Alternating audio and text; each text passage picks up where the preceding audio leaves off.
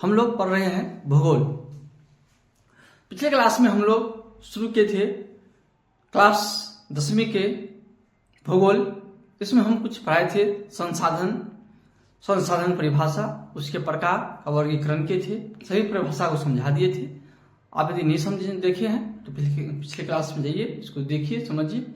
आज हम सभी का परिभाषा को लिखा रहे हैं, समझा भी देंगे और लिखा भी देंगे। चलिए आते हैं हम पहले आते हैं उत्पत्ति के आधार पर संसाधन के प्रकार। संसाधन वर्गीकरण हम लोग देखे थे, पढ़ लिए, समझ लिए थे। हम अब एक एक करके पढ़ते हैं। नंबर 1 में पढ़ते हैं उत्पत्ति के आधार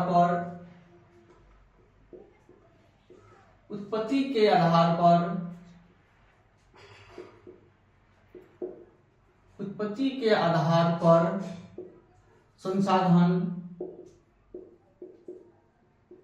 संसाधन दो प्रकार के होते हैं। दो प्रकार के हो सकते हैं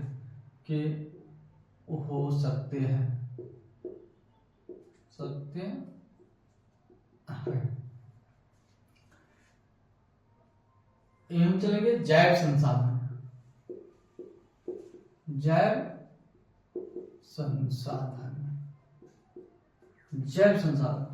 मतलब क्या होता है? जीवित। जैव मतलब होता है जीवित।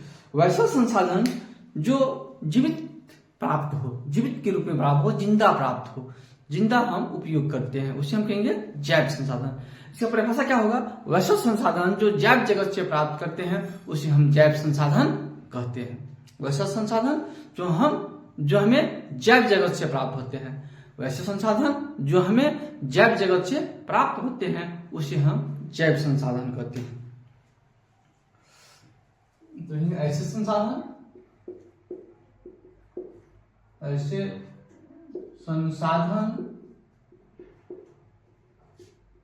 जो जैव मंडल से प्राप्त होते हैं,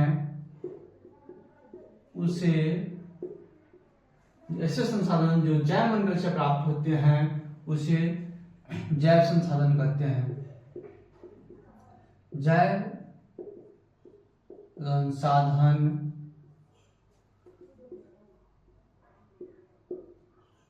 कहते हैं, उसे हम जैव संसाधन कहते हैं। ऐसे संसाधन जो जैव मंडल से प्राप्त होते हैं उसे हम जैव संसाधन कहते हैं।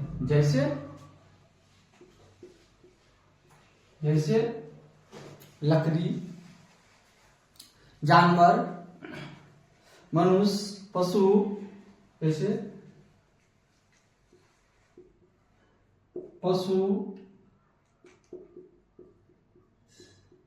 मनुष्य,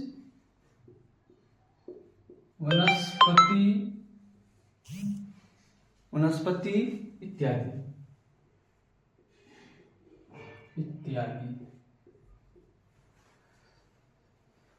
हम बी में अजैव संसाधन।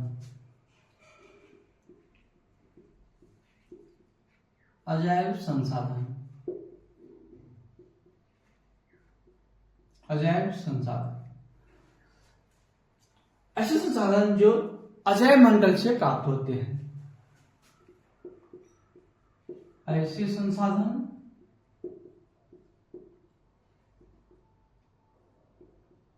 जो अजैव मंडल से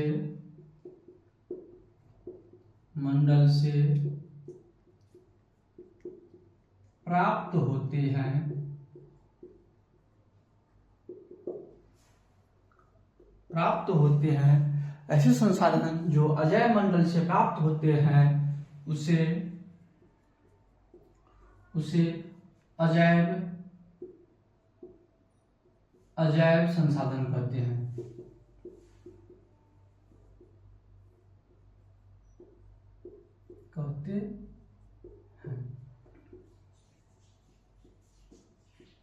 जैसे कोयला, पेट्रोलियम, कोयला, पेट्रोलियम, खनिज, खनिज इत्यादि। ये क्या हो गया? अजैव संसाधन। सिंपल है बहुत। अगर एक शब्द में समझिएगा तो जितना सजीव है वो हो गया जैव संसाधन, जितना निर्जीव है वो हो गया अजैव संसाधन। यानी जीवित मंडल से जो प्राप्त होते हैं उसे कहते हैं जैव संसाधन, जो निर्जीव मंडल से प्राप्त होते हैं उसे कहते हैं अजैव संसाधन। जैव संसाधन और अजैव संसाधन। तो हम देखते हैं क्या परिभाषा में कुछ नहीं है, परिभाषा में सिंपल है। यहाँ पर जैव लगा दिए, यहाँ पर अजैव लगा दिए और सब परिभाषा एक ही तरह से अपना सही परिभाषा को बना सकते हैं। वे संसाधन जो जैव मंडल से प्राप्त होते हैं उसे जैव संसाधन कहते हैं।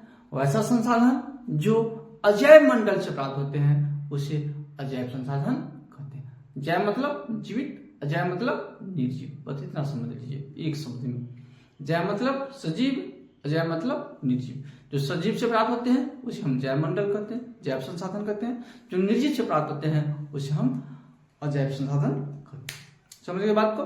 बस लिख लीजिए, बस दिमाग में लगाइए, अपना परिभाषा बनाइए, सबके सब हो जाएगा। तो ये हो गया हम देखिए उत्पत्ति के आधार पर। अब हम देखते हैं उपयोगिता के आधार पर। उपयोगिता के आधार पर, किसके आधार पर? तो उपयोगिता के आधार पर। उपयोगिता ऐसा संसाधन जिसको हम बार बार उपयोग करें उसे नवीकरण करेंगे। जिसे हम एक बार उपयोग करने के बाद जो समाप्त हो जाते हैं उसे हम अनवीकरणीय कहते हैं।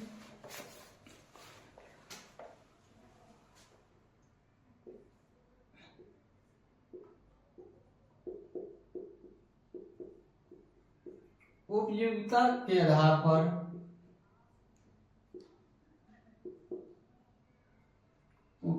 आधार पर संसाधन दो प्रकार के होते हैं।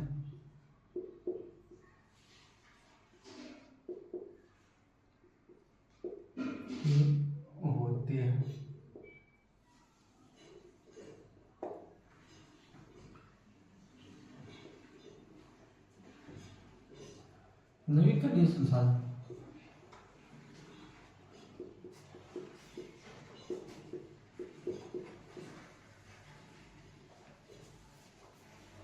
नवीकरणीय संसाधन किसी चीज के हम नाम समझते हैं उस पर खुद से परिभाषा बनेंगे। एक चीज का बहुत सारी परिभाषा होता है, कोई जरूरत नहीं है जो हम लिखा दे वही रटना है, क्या किताब में लिखा हुआ है वही रटना है। आप खुद नाम को समझिए, उसका विश्लेषण कीजिए, अपना से परिभाषा बनाइए। एक शब्द का कई परिभाषा हो सकते हैं। जैसे हम इसको देखते हैं नवीकरणीय संसाधन। नवीकरणीय संसाधन, नवीकरण मतलब क्या होता है? नवीकरणीय माने नया, नवी माने नया। ऐसा संसाधन जो नया नया प्राप्त होता रहे उसे हम कहते हैं नवीकरणीय संसाधन। वैसा संसाधन जो कभी समाप्त न हो उसे हम कहते हैं नवीकरणीय संसाधन। वैसे संसाधन जिसका हम बार बार उपयोग कर सके उसे हम क्या कहते हैं? नवीकरणीय संसाधन। वैसे संसाधन जिसे हम पुनः प्राप्त कर सकते हैं। वैसा संसाधन जिसे हम पुनः प्राप्त कर सकते हैं। वैसा संसाधन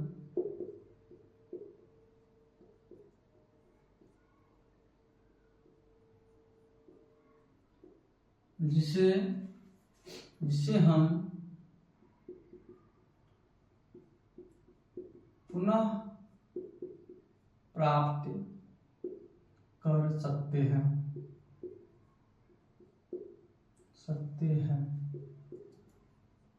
उसे नवीकरणीय संसाधन कहते हैं। उसे नवीकरणीय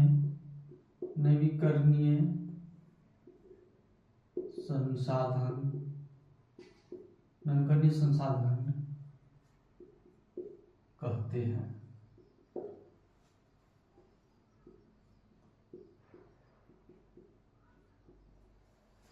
जैसे पवन ऊर्जा, पवन ऊर्जा, सौर ऊर्जा, सौर ऊर्जा, सौर ऊर्जा, जल, वन इत्यादि इत्यादि। इसे हम क्या करते हैं, प्राप्त, बार बार प्राप्त, एक बार उपयोग करेंगे फिर से प्राप्त होगा, इसलिए हम इसका नवीन जो पुनः प्राप्त कर, उपयोग के बाद इसे हम पुनः प्राप्त कर सके, उपयोग के बाद वो इसे हम बार बार उपयोग में लाया जा सके, जो समाप्त न हो, ऐसा संसाधन जो कभी समाप्त न हो उसे हम नवीकरणीय संसाधन कहते हैं। जो असमाप्य संसाधन है, वैसा संसाधन जो असमाप्य संसाधन हो उसे हम नवीकरणीय संसाधन कहते हैं। हजारों परिभाषा है, जिसका जितना परिभाषा है बना सकते हैं। अनवीकरणीय संसाधन, अनवीकरणीय संसाधन, अनवीकरणीय संसाधन,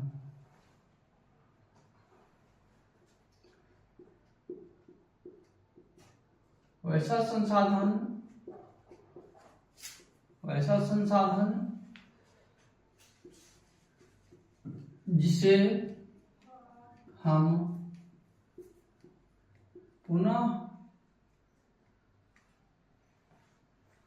उपयोग के लाने के बाद जिसे हम पुनः प्राप्त नहीं कर सकते हैं, वैसा संसाधन जिसे हम पुनः प्राप्त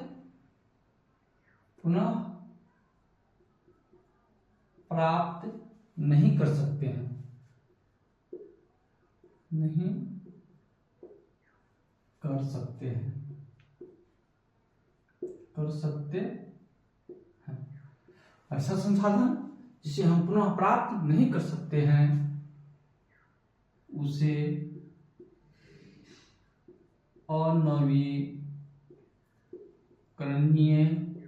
अनवीकरणीय संसाधन कहते हैं, अनवीकरणीय संसाधन कहते हैं।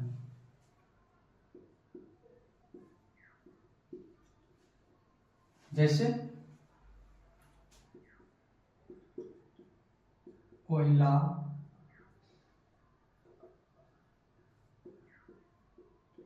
पेट्रोलियम, कोयला, पेट्रोलियम, खनिज इत्यादि इत्यादि। यह वीवीआई क्वेश्चन है, वीवीआई क्वेश्चन है यह, इसमें से अक्सर पूछता है,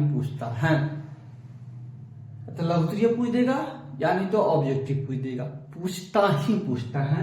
इस क्वेश्चन से एक क्वेश्चन हमेशा रहता है, इसलिए इसी को आप समझ के याद कर लीजिए। इस बार चलते हैं हम लोग स्वामित्व के आधार पर। इसमें क्या है एक बार देख लेते हैं। जिसे हम प्राप्त कर सकते हैं, पुनः प्राप्त कर सकते हैं, जिसे हम पुनः प्राप्त कर सकते हैं वो नवीकरणीय हो गया। जिसे हम पुनः प्राप्त नहीं कर सकते हैं, पुनः प्राप्त नहीं कर सकते हैं वो अनवीकरणीय हो गया। बस एक शब्द परिभाषा, पुनः प्राप्त कर सकते हैं नवीकरणीय, पुनः प्राप्त नहीं कर सकते हैं अनवीकरणीय। बस सिंपल सी बात है। अपना से लंबा चौड़ा जितना बड़ा वाक्य बनाना है बनाइए, लेकिन मेन मूल शब्द यही हो गया, इसको आप सेट कीजिए, परिभाषा बनाइए।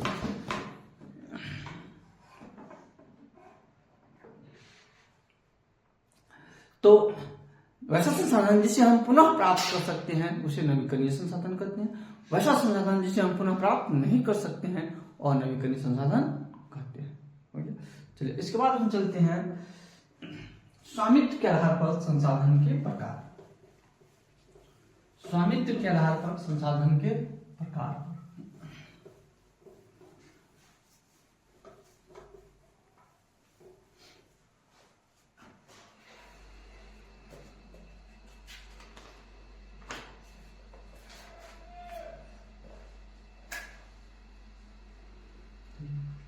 तीन चलते हैं स्वामित्व के आधार पर संसाधन के प्रकार।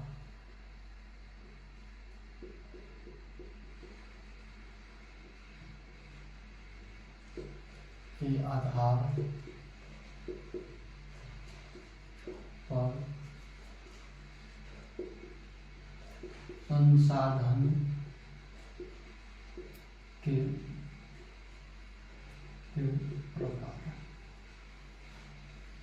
स्वामित्व के आधार पर संसाधन के 4 प्रकार होते हैं। 4 प्रकार होते हैं।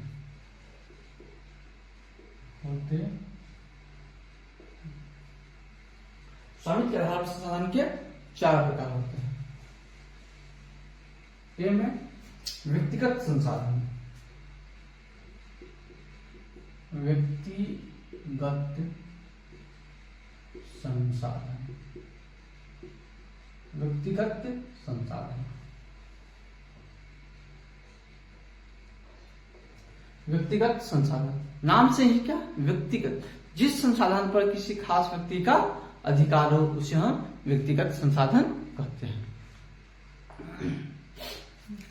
इसके बाद सामुदायिक संसाधन। जिस संसाधन पर किसी खास समुदाय का अधिकार हो उसे सामुदायिक संसाधन कहते हैं। राष्ट्रीय संसाधन। जिस संसाधन पर किसी राष्ट्र का अधिकार हो उसे राष्ट्रीय संसाधन कहते हैं। ऐसा संसाधन जिस पर अंतर्राष्ट्रीय संस्था का अधिकार हो उसे अंतर्राष्ट्रीय संसाधन कहते हैं। बस नाम में ही परिभाषा है, उसे अपने से नाम से उसका परिभाषा बनेगी, रटने की कोई आवश्यकता नहीं है। एक बार परिभाषा बनाना सीख गए तो जिंदगी में कभी नहीं भूलिएगा, न कभी याद करने की जरूरत है। जिस संसाधन पर ऐसा संसाधन या ऐसे संसाधन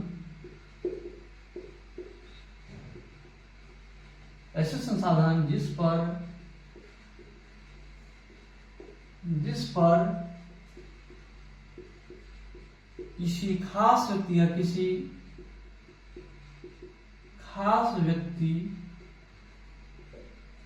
खास व्यक्ति का अधिकार हो, किसी खास व्यक्ति का संसाधन। ऐसे संसाधन जिस पर किसी खास व्यक्ति का अधिकार हो उसे व्यक्तिगत संसाधन कहते हैं। व्यक्तिगत संसाधन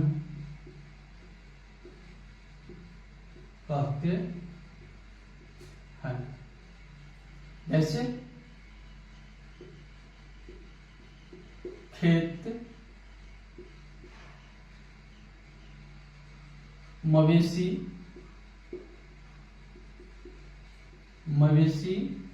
बगीचा, घर इत्यादि। खेत पर किसी खास व्यक्ति का अधिकार होगा। मवेशी, उसके पास जो जानवर होते हैं उस पर किसी खास व्यक्ति का अधिकार होगा। बगीचा जो होगा उस पर किसी खास व्यक्ति का अधिकार होगा। घर, उस पर किसी खास व्यक्ति का अधिकार होगा। इसलिए हम कहते हैं व्यक्तिगत संसाधन। बी में सामुदायिक संसाधन। सामुदायिक संसाधन।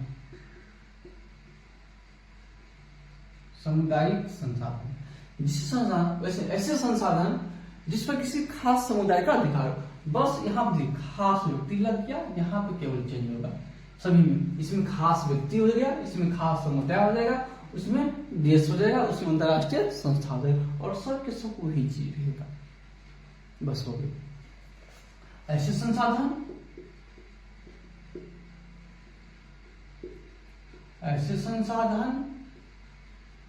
जिस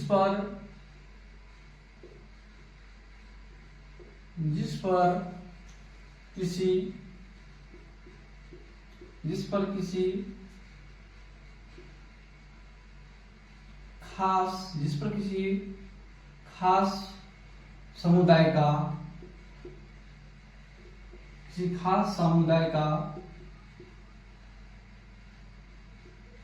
किसी खास समुदाय का अधिकार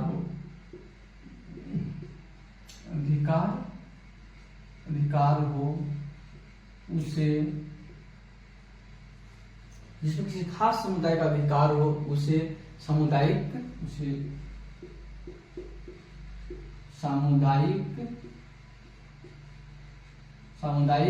संसाधन कहते हैं। संसाधन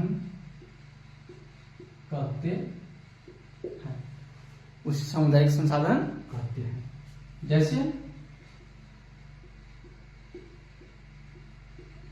जैसे पंचायत भवन,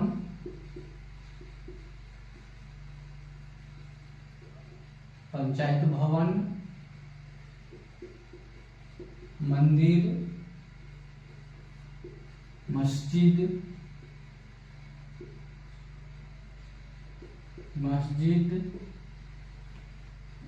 तालाब,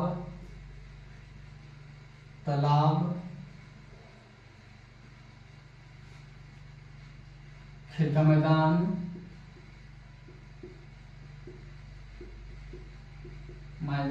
इत्यादि इत्यादि। ठीक, अब सी में देखते हैं राष्ट्रीय संसाधन।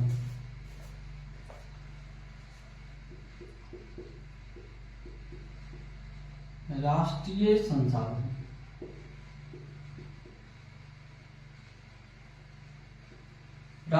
तो ऐसे संसाधन यहाँ पे क्या लगा दिए, किसी खास लगा देना, यहाँ क्या लगेगा, राष्ट्र या देश।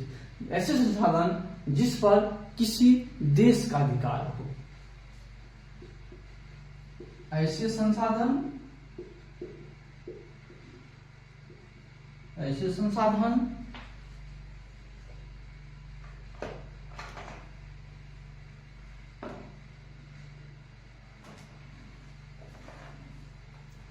संसाधन जिस पर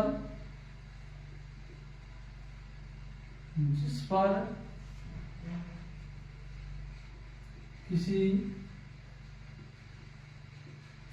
देश का अधिकार हो, किसी देश का अधिकार हो, उसे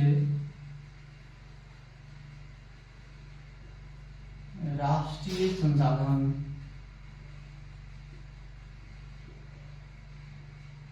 उसे राष्ट्रीय संसाधन कहते हैं।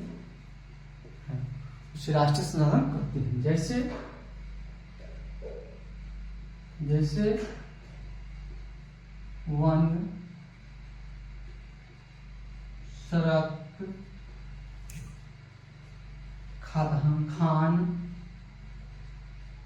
खान इत्यादि। जिस पर सरकार किसी खास देश का अधिकार हो, उसे हम क्या कहेंगे, राष्ट्रीय संसाधन। अब एक पढ़ते हैं हम लोग,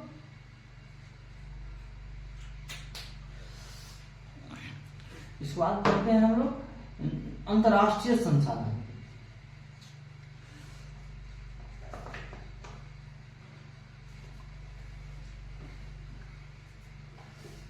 तो हम देख लिए स्वामित्व के आधार पर संसाधन के 4 प्रकार देख लिए, जिसमें हम देख